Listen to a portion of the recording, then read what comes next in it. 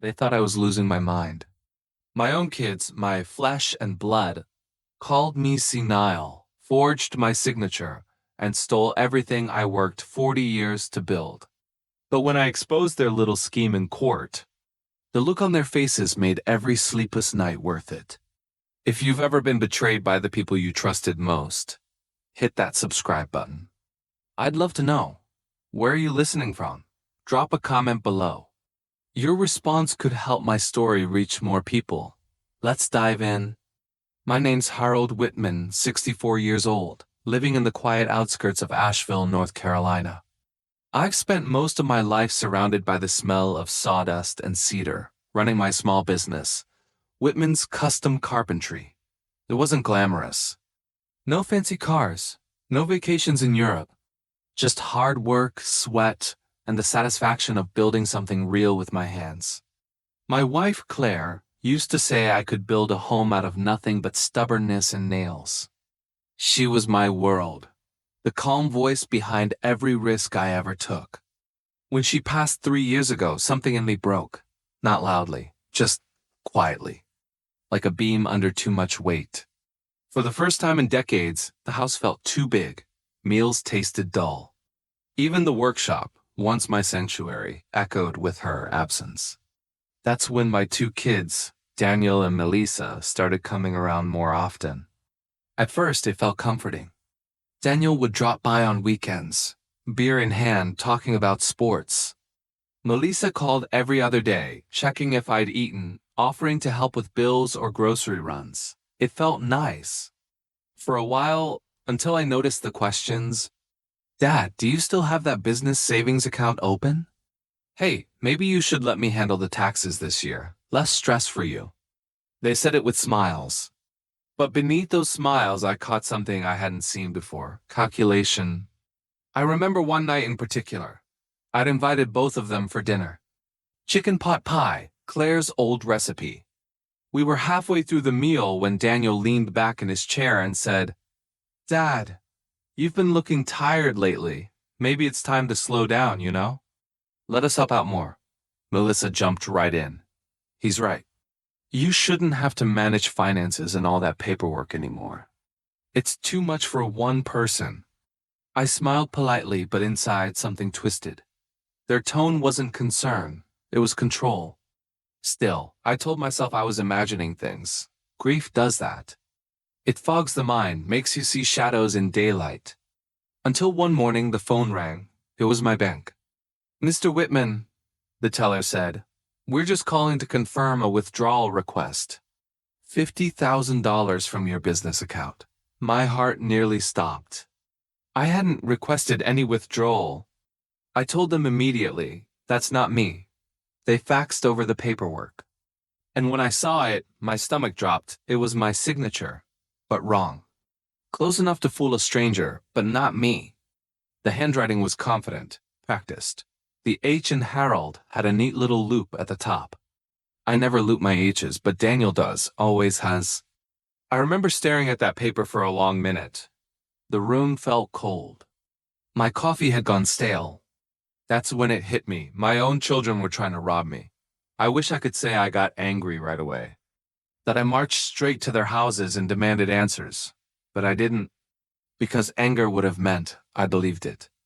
And I wasn't ready to believe my kids, the people Claire and I had raised with every ounce of love, were capable of something that cruel. Instead, I felt something worse. Shame. I sat at my kitchen table, the same one I'd built with my own hands 30 years ago, and thought, what did I do wrong? How did my love turn into this? For the next few days, I watched them carefully.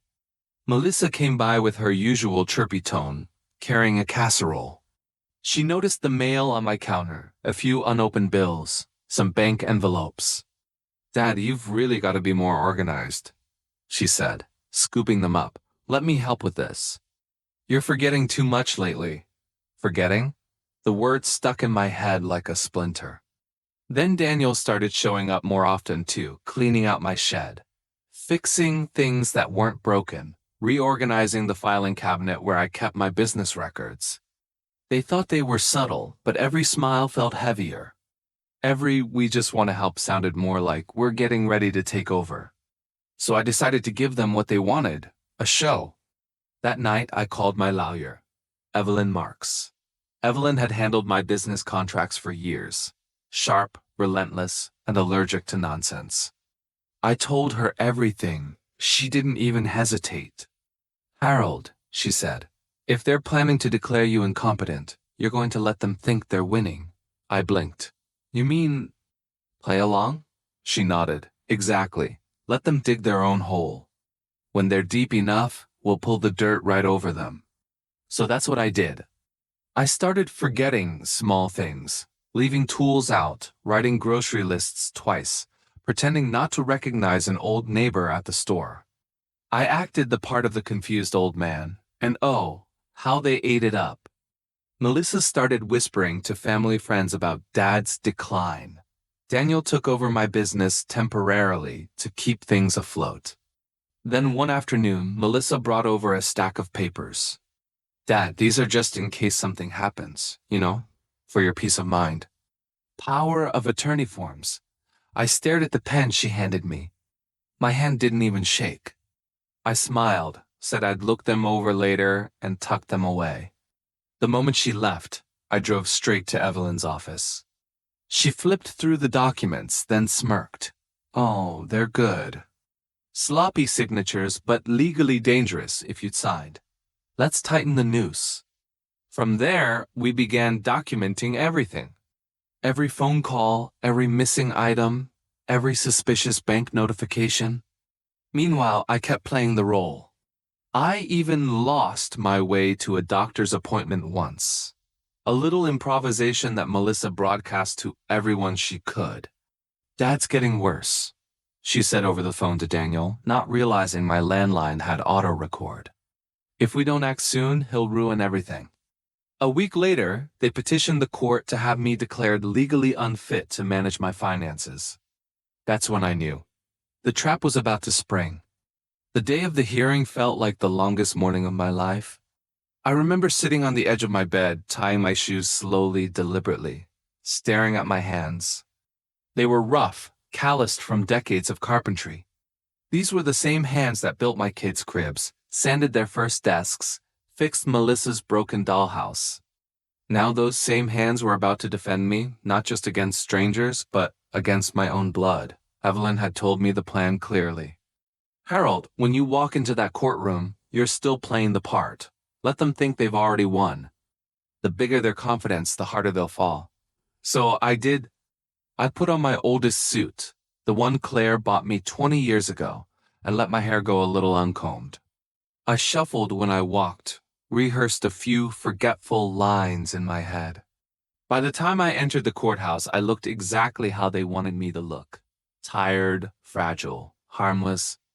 The courtroom smelled like stale coffee and paper. Melissa and Daniel were already there, sitting side by side with smug composure, dressed like model children attending to their poor old father. Daniel even gave me a pitying smile.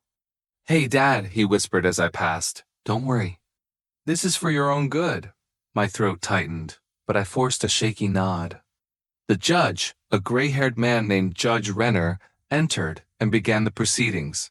Evelyn sat beside me, quiet, confident. Daniel was called first to testify. He stood, voice trembling just enough to sound sincere. Your Honor, he began, our father isn't the same anymore. Since Mom passed, he's not well. He forgets things, leaves the stove on, loses track of money. He even dabbed at his eye. The performance was flawless. Then Melissa followed. She played the perfect daughter, soft-spoken, full of emotion. Dad's always been proud, but we're scared. He won't admit it, but he needs help managing everything. Their lawyer, some slick, overconfident type named Graham Lee, presented documents, evidence, medical notes that claimed I'd shown signs of early dementia. All of it fabricated.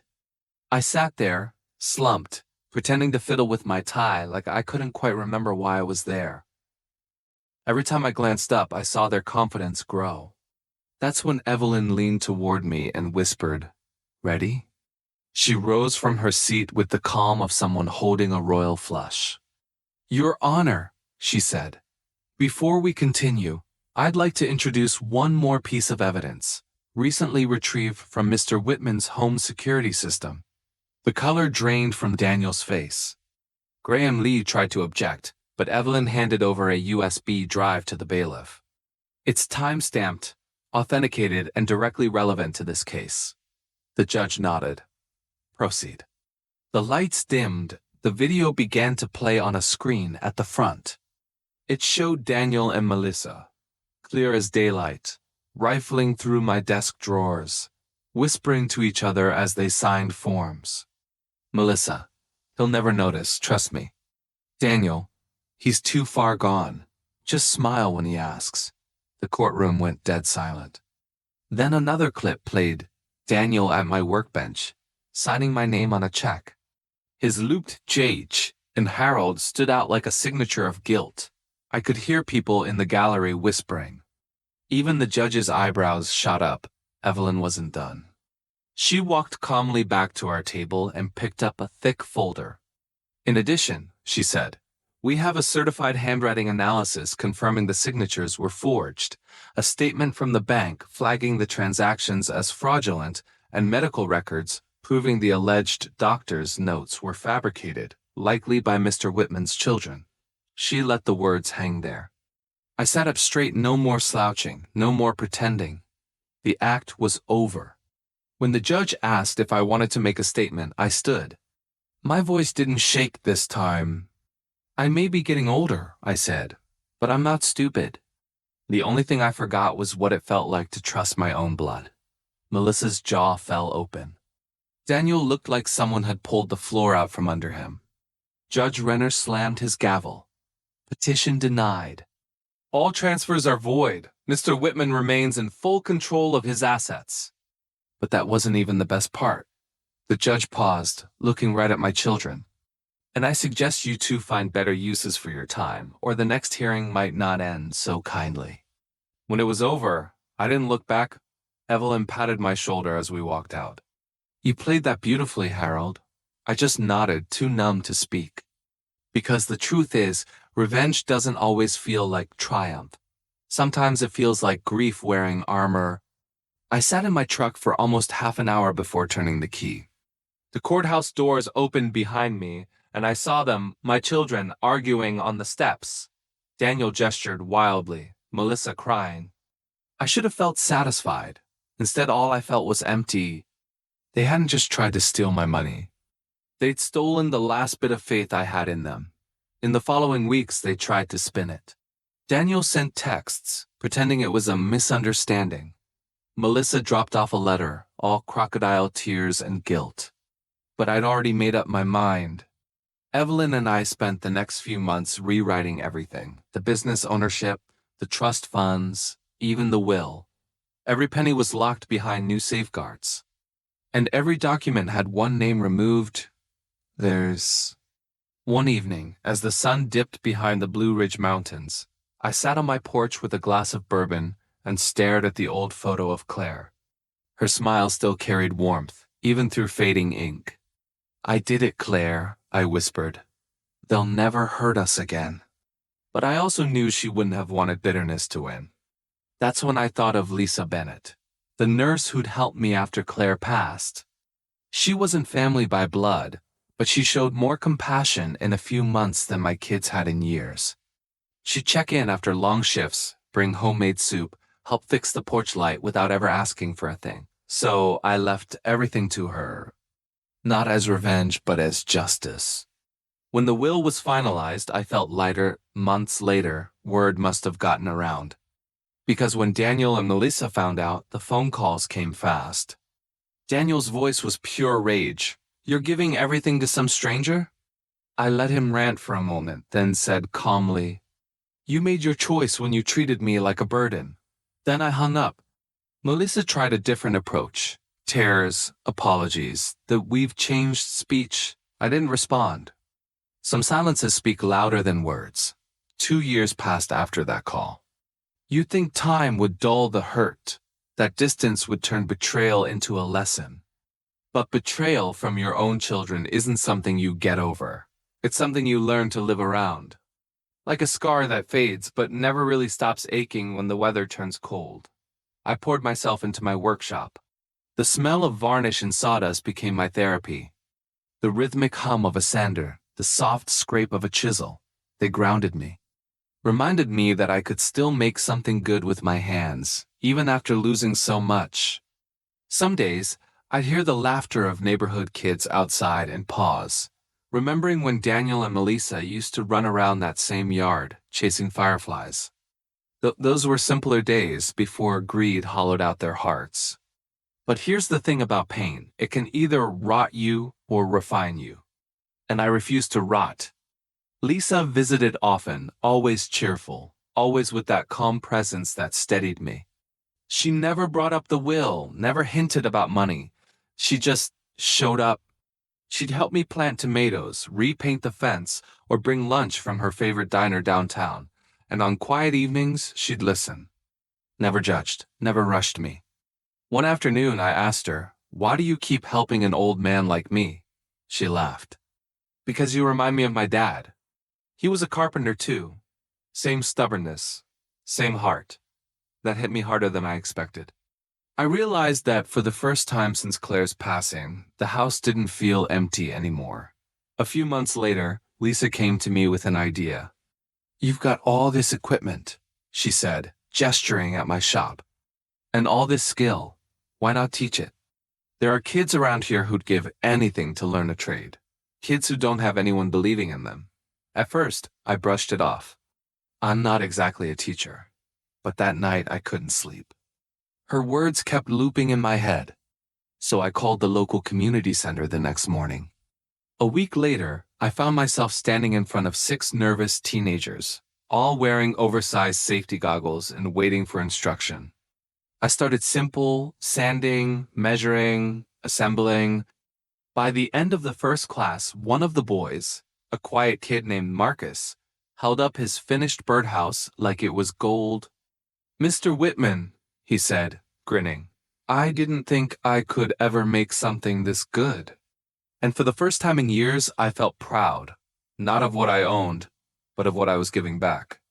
Over time, the workshop became something more than a place for lessons. It became a refuge, a heartbeat in the community. Lisa helped me set up a small nonprofit called Claire's Corner in memory of my wife. We taught woodworking, home repair, and even basic budgeting. Every project we finished, every piece of furniture restored felt like redemption. One nail, one plank, one lesson at a time. Then, about a year ago, I got another call. It was Daniel. His voice was tired this time, not angry. "Dad, we heard about the community thing you're doing. It's amazing. Melissa and we just want to talk." I didn't answer right away. I looked out the window, watching the late afternoon light slant across the yard. Finally, I said, "Daniel, I'm glad you found out. But some bridges, once burned, can't be rebuilt." He went quiet for a moment, then softly, "I get it." That was the last time I heard from him. Melissa tried once more after that, sent a Christmas card. Inside was a picture of her family and a short note. "I know we can't undo what we did, but I'm trying to raise my kids better. Maybe that's the best apology I can give." I didn't write back, but I kept the card. Because maybe, just maybe, that's what justice really looks like sometimes. Not punishment, not payback, but change. Still, I won't lie. There are nights when I think about everything, the lies, the courtroom, the cold look in Daniel's eyes when he realized I'd outsmarted him. Do I regret the revenge? Not for a second. Because justice wasn't about money, it was about truth. About reminding them that age doesn't make you weak. It makes you wise. And when they tried to turn my patience into a weapon against me, I simply waited long enough for it to become their downfall. Now the house is full again, not with family, but with laughter, sawdust, and purpose. Every week I see those kids building things with their own hands, proud of what they're capable of. Lisa still runs the program with me, and sometimes when the shop is quiet, she say, "Claire would have loved this." And I think she's right, because Claire always believed that good can rise from ruin. And maybe that's the final revenge. Not bitterness, not isolation, but rebuilding your life so beautifully that the people who tried to destroy it have to live knowing they failed. Sometimes the best revenge isn't revenge at all. It's peace, the kind that comes when you stop trying to fix what's broken and start building something new. When people show you what greed looks like, show them what grace can be, but never forget what they did. Justice doesn't always roar. Sometimes it just quietly rewrites the will. If you felt this story in your gut, hit that like button and subscribe for more tales where karma doesn't just strike, it strategizes. Tell me in the comments, what would you have done in Harold's place? Would you forgive? Or would you let justice take its course? Because sometimes the sweetest revenge is living well and letting them see it.